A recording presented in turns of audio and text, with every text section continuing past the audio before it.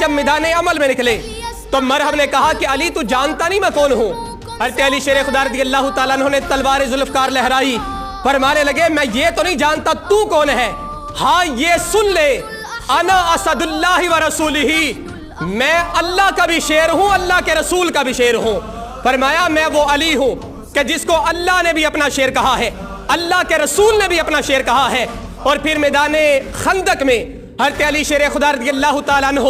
تلوار ذوالفقار لہراتے ہوئے مرحب کے مقابلے میں نکلتے ہیں اور ایک تلوار کی ضرب لگائی، پہلے مرحب کا سر کٹا، پھر تن کے 2 حصے ہوئے۔ میرے محبوب علیہ السلام نے جب یہ منظر دیکھا تو فرمایا ضربۃ علی